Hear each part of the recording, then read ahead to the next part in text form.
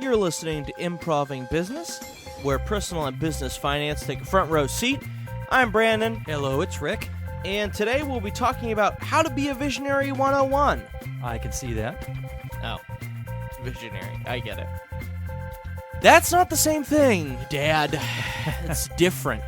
Because we were talking last week about how to be a visionary, talking a little about Walt Disney, like we've done before, as one of the king of the Magic Kingdom, the man himself, the visionary.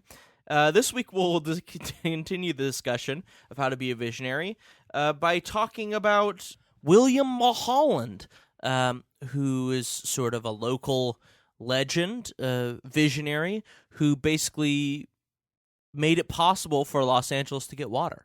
Yes, and if you have never been to Los Angeles, when you come out here, think about it as a sub-desert type of conditions. Oh, yeah, it's dry as a bone out here. Because it really didn't have any water. Back then, there was the LA River, and there was 5 families that settled on the LA basin, and they were able to use that water. But as Los Angeles started to grow, they ran short of water. And Mulholland was given the task from the Department of Water and Power to find new sources. And if any of you are a fan of Jack Nicholson, you may have been exposed to this a little bit in the movie Chinatown, which centers around some problems and intrigue around water in Los Angeles. So it's so important that Jack Nicholson made a movie about it, not a documentary. That makes the whole thing important. In fact, it's even more important than the aqueduct that he made. Exactly. That he made a movie about it. More like Jacqueduct. Jack. Yeah. No? Okay.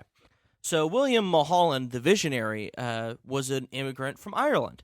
He went to work for Los Angeles City Water Company as a ditch tender, which doesn't seem like a very glamorous job. I think I used to do that. Yeah, you definitely did. You worked for my grandfather, who was a plumber. Digging ditches, yes. Digging dishes. Awfully good at it, though.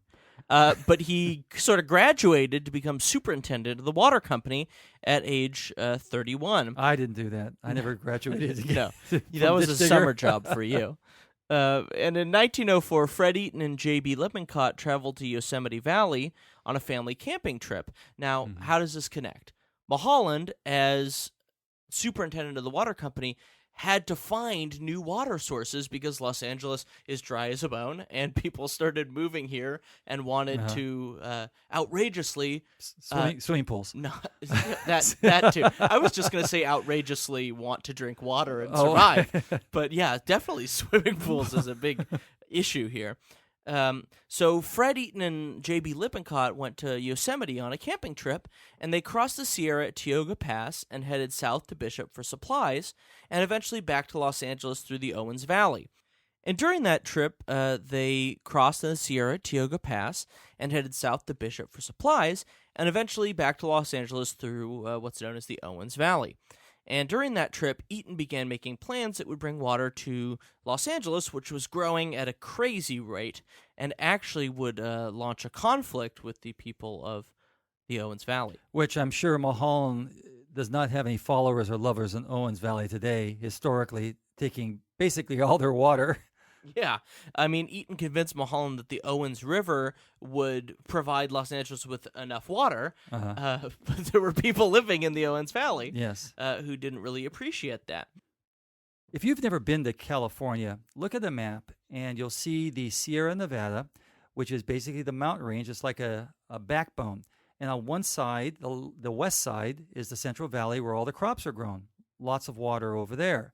On the eastern side is the desert-type side, or at least a drier side, where Death Valley is. And Owens Valley happened to be a place where there actually was water coming off of the Sierra Nevada. And so these guys saw this as being a great well for Los Angeles and had to figure out a way to get it down here. So Eaton started purchasing land in Owens Valley in 1905, and his idea was to purchase it and to get the water rights, but people in the valley thought it was something else, some sort of reclamation, something that would benefit them. And they eventually found out about that they were being double-crossed from what I read. Hoodwinked. Hoodwinked. I like that word. Good. And so they actually got the water rights, and then they used the federal government to finance a lot of it. And there was a bond measure for the construction that was passed in Los Angeles by a 10-1 margin. You wonder who that one person was that voted against it. Yeah, it's like the 4 out of 5 dentists. That's right. Who's that one dentist that doesn't like flossing or something? That's right. Who are you, and why are you calling me at this time of night? Yeah, that's the problem. That's the one guy. They don't do time zone calculation before they call the dentist. But anyway, after much debate in the House of Representatives, President Theodore Roosevelt decided that Los Angeles should have the rights to the own river water, which probably didn't earn him a lot of votes. Well, I mean, from the Owens River. From the rivers, right. It earned him all of LA's votes. Oh, God. And this was an amazing accomplishment because what they had to do is they had to blast tunnels and create this aqueduct that came down from there, and it's all run by gravity. And this visionary You see was it when you're amazing. driving up the 5.